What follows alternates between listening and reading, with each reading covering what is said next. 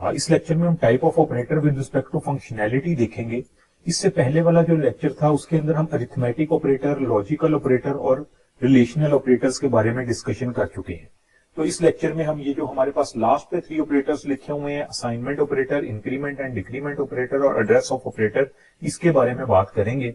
तो ये जो पहले 3 हमारे पास ऑपरेटर्स हैं, अगर तो अभी तक आपने ये वाला लेक्चर नहीं देखा, क्योंकि मैंने विद एग्जांपल ये सारी चीजें समझाई थी, तो आपको इस वीडियो की डिस्क्रिप्शन में इसका लिंक भी मिल जाएगा इस लेक्चर का, तो आप काइंडली उसको जरूर देखिएगा ताकि आपका ऑपरेटर्स का concept with respect to functionality कुछ क्लियर हो जाए। तो हम असाइनमेंट ऑपरेटर से स्टार्ट करते हैं इस लेक्चर को। असाइनमेंट ऑपरेटर्स अब करते क्या है? Basically copy the value of right operand to left operand, यानी इनका मेन फंक्शन क्या है कि राइट ऑपरेंड की वैल्यू लेफ्ट ऑपरेंड में कॉपी करना। जिस तरह यहाँ पे देखें a इक्वल टू 5 लिखा हुआ है, यानी यहाँ पे एक इंटीजर हमने डिक्लेयर करवाया, इंटीजर टाइप डेटा टाइप थी, a हमारा वेरिएबल था।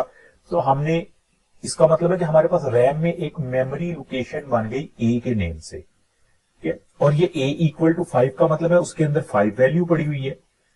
तो यहाँ पे जो असाइनमेंट ऑपरेटर है a इक्वल टू 5, इसका यही मतलब है कि हमने 5 वैल्यू को उठा के a के अंदर रख दिया।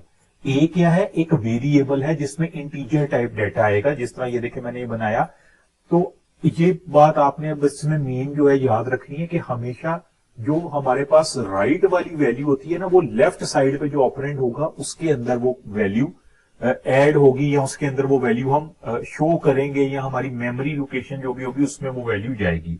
हम इसको इस तरह से नहीं लिख सकते कि 5 इक्वल टू ए। आम मैथ की अगर हम बात करें तो हम कहते हैं ना कि इफ ए इक्वल टू 5 है तो हम कह सकते हैं जी 5 इक्वल टू ए है। तो प्रोग्रामिंग लैंग्वेज में, इसके सिंटेक्स में इस तरह से नहीं है कि अगर a इक्वल टू 5 है तो 5 इक्वल टू a हम लिख दें, ये सिंटेक्स एरर आएगा।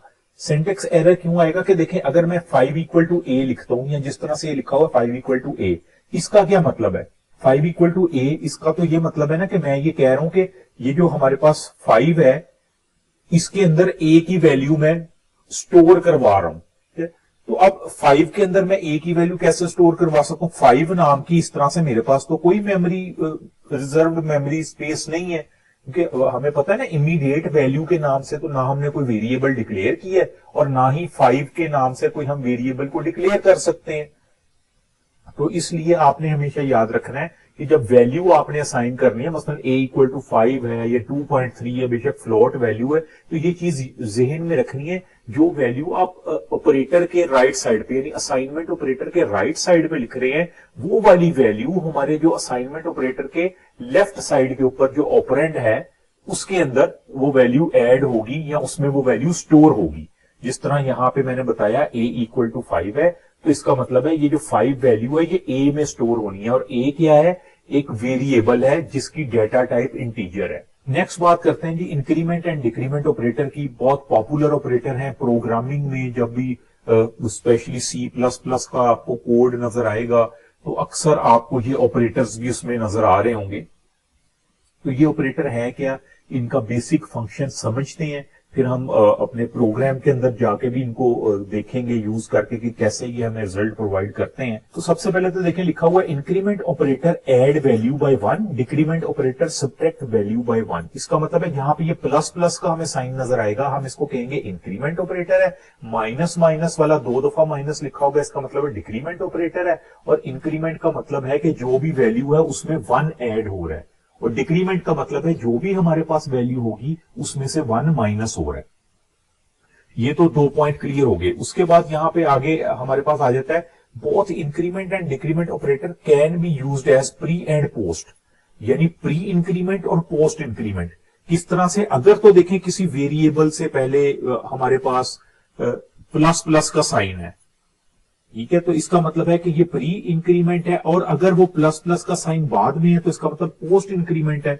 इसी तरह ये देखें माइनस माइनस का साइन पहले आ रहा है तो इसका मतलब है ये प्री डिक्रीमेंट है, और बाद में आ रहा है ये शो कर रहा है कि ये पोस्ट डिक्रीमेंट है। तो प्री एंड पोस्ट इंक्रीमेंट और decrement behave similarly if we use independent.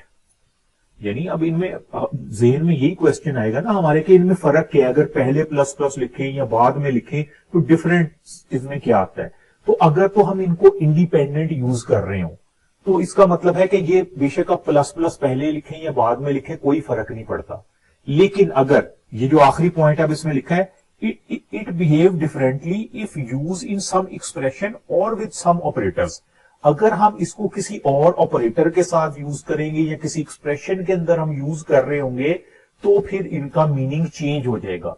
किस तरह से, मैं पहले आपको एक एग्जांपल से समझाता हूं। तो देखें, फॉर एग्जांपल मैं कहता हूं मैं एक कोड लिख रहा हूं, मैंने उसके अंदर एक इंटीजर, डाटा टाइप मेरी इंटीजर है, एक वेरिएबल डिक्लेयर करवाया जिसका मैंने नेम रख दिया ए, कि ये इंटीजर ए है। ये समझने के लिए है, अब मैं इसमें टर्मिनेटर इन सेमी कॉलन और मेन वगैरह इस तरह की चीजें नहीं यूज कर रहा, क्योंकि सिर्फ एक एग्जांपल दे रहा हूं कि मैंने एक इंटीजर डिक्लेयर करवाया ए। ठीक है, अब मैं कहता हूं कि इस ए की वैल्यू, फॉर एग्जांपल मैंने यहां पे लिख दिया ए की वैल्यू मेरे पास 2 है, वैल्यू भी लिख दी, ए की वैल्यू मेरे पास 2 है। उसके बाद मैं यहां पे लिख देता हूं ए प्लस प्लस। ठीक है, ए प्लस प्लस मैंने लिख दिया, और यहां पे फिर मैं सी आउट ले लेता हूं, यानी मैंने इसकी आउटपुट लेनी है। हम इसी तरह से लिखते हैं ना, सी आउट। उसके बाद मैं यहां पे स्ट्रीम इंसर्शन ऑपरेटर ऐड कर देता हूं, और मैं यहां पे लिख देता हूं ए, और वही टर्मिनेटर सेमी कॉलन डाल लेते हैं। तो अब क्या होगा, मेरे पास आउटपुट किस तरह से आएगी। देखिए, मेरे पास कंपाइलर मुझे क्या करेगा, इसको जब कंपाइल करेगा तो मेरे पास कंसोल विंडो के अंदर ए की वैल्यू देगा।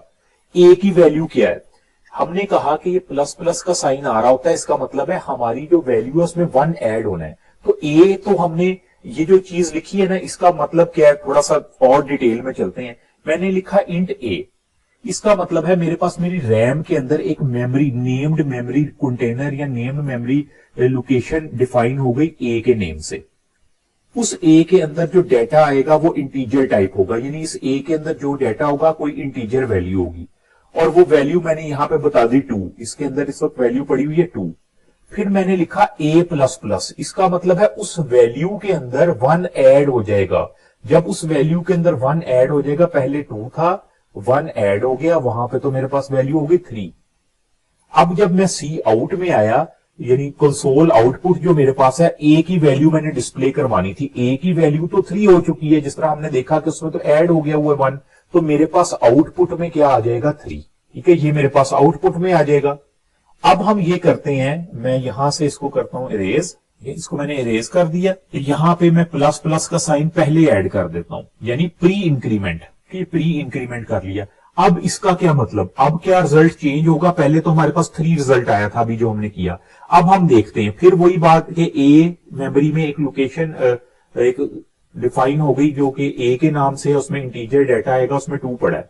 यहां पे लिखा है प्लस प्लस ए, हमने कहा था ये इंक्रीमेंट होता है, इसका मतलब ए क्या है 2 में 1 ऐड हो जाएगा, तो वो क्या हो जाएगा 2 + 1 = 3 हो जाएगा।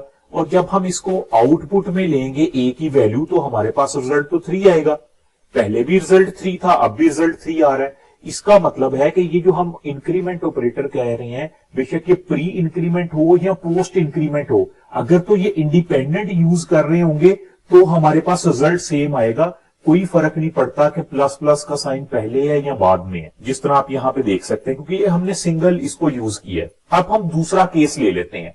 दूसरे केस से मुराद इसको किसी और ऑपरेटर के साथ यूज करते हैं, फिर देखते हैं कि रिजल्ट में क्या फर्क पड़ता है। अब देखिएगा कि हम इसको जब किसी और, हमने कहा था ना कि अगर प्री और पोस्ट में फर्क उस वक्त पड़ेगा जब हम इसको किसी एक्सप्रेशन या किसी और ऑपरेटर के साथ यूज कर रहे होंगे। अब आप देखें, हम इसको ये हम स्ट्रीम इंसर्शन ऑपरेटर के साथ यूज करने जा रहे हैं। अब रिजल्ट में क्या फर्क पड़ेगा और कैसे पड़ेगा, देखिए सबसे पहले है कि इंट ए, मैंने इसी तरह यहां पे ए टाइप की एक मेरी रैम में एक मेमोरी रिजर्व हो गई, मेमोरी स्लॉट बन गई ए के नाम से, उसमें इंटीजर टाइप डाटा आएगा और वो पड़ा हुआ है मेरे पास 2, उसमें 2 आ गया।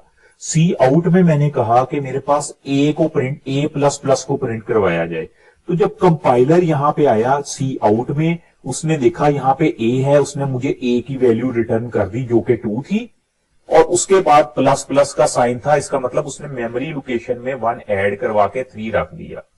अब मेरे पास क्या है कि मेरे पास आउटपुट में तो 2 शो हो रहा है, लेकिन मेरे पास ये जो मेरी मेमोरी है वहां पे 3 स्टोर हो जाएगा। मुझे तो सिर्फ उसने ए शो करना है ना, जब उसने ए शो किया था उस वक्त तो ए में 2 पड़ा था, 1 प्लस प्लस यानी इंक्रीमेंट तो बाद में हुआ था, मेरे पास रिजल्ट आ गया 2। अब अगर यही चीज हम ऐसे करें कि मैं पहले प्लस प्लस का साइन ऐड कर देता हूं, यानी प्री इंक्रीमेंट। यहां पे मैं इस तरह से लिख देता हूं प्लस प्लस ए अगर मैं लिख दूं तो क्या होगा, तो ये होगा मेरा, जब ये इसी तरह से एक लोकेशन है ए, इसमें डेटा जो मेरे पास पड़ा हुआ है इंटीजर टाइप वो 2 है, जब यहां पे आके सी आउट पे आया मेरा कंपाइलर, तो वहां पे प्लस प्लस का साइन था। प्लस प्लस का मतलब यानी ए में जो वैल्यू पड़ी हुई थी उसमें ऐड हुआ, उसने इसको +1 किया, +1 करने के बाद मुझे ए का रिजल्ट रिटर्न किया। तो जब +1 कर दिया तो ए में तो रिजल्ट 3 हो गया, तो मेरे पास रिजल्ट क्या आ गया 3। तो आप ये देख सकते हैं कि यहां पे ये चीज का डिफरेंस है। हमने जब इसको कह लें कि विदाउट एक्सप्रेशन यूज किया था ना, तो उस वक्त प्री और पोस्ट में कोई डिफरेंस नहीं था। एक्सप्रेशन में यूज किया, आपने देखा मैंने प्री इंक्रीमेंट यूज किया तो रिजल्ट 3 आ रहा है, और जब मैंने पोस्ट इंक्रीमेंट यूज किया था तो रिजल्ट 2 आ रहा है। तो ये इसमें डिफरेंस है। इसी तरह जो डिक्रीमेंट ऑपरेटर है सेम इसी तरह से काम करता है। जिस तरह हमने प्लस किया उसके अंदर माइनस वाला ऑपरेशन परफॉर्म हो रहा होगा, यानी जिस तरह से अगर वहां पे लिखा होगा ए माइनस माइनस, तो इसका मतलब है ए में जो वैल्यू पड़ी उसमें 1 माइनस हो जाएगा, और अगर माइनस माइनस ए पहले लिखा होगा तो भी अगर तो सिंगल होगा तो रिजल्ट वही रहेगा। अगर हम इसको ऐसे ही सी आउट के साथ यूज करेंगे तो रिजल्ट चेंज होगा। उसके बाद आ जाते हैं जी हमारे पास address of operators. Address of operator क्या है कि जिस तरह आपको पता है कि मेमोरी में हम कोई चीज जब भी स्टोर करवा रहे होते हैं, जब कोई वेरिएबल डिक्लेयर करता है तो मेमोरी में एक नेम्ड कंटेनर होता है हमारी रैम के अंदर, तो उसका कोई ना कोई एड्रेस भी होता है। तो ये एड्रेस ऑफ ऑपरेटर, वो जो हम वेरिएबल स्पेशली डिक्लेयर करते हैं उसका एड्रेस हमें बताता है कि मेमोरी में उसका क्या एड्रेस है, और ये एड्रेस यूजुअली हेक्सा, बल्कि होता है ये हेक्साडेसिमल फॉर्म के अंदर है। जिस तरह यहाँ पे लिखा हुआ है address of operator return the memory address of the variable. Hexadecimal form का मतलब ये जो एड्रेस होगा ना, ये 0x से स्टार्ट हो रहा होगा, इस तरह से कोई स्टार्ट हो रहा होगा, जिससे हमें पता लगता है कि हमारी रैम में यानी हमारी मेमोरी में ये जो वेरिएबल हमने डिक्लेयर किया हुआ है इसकी एग्जैक्ट लोकेशन क्या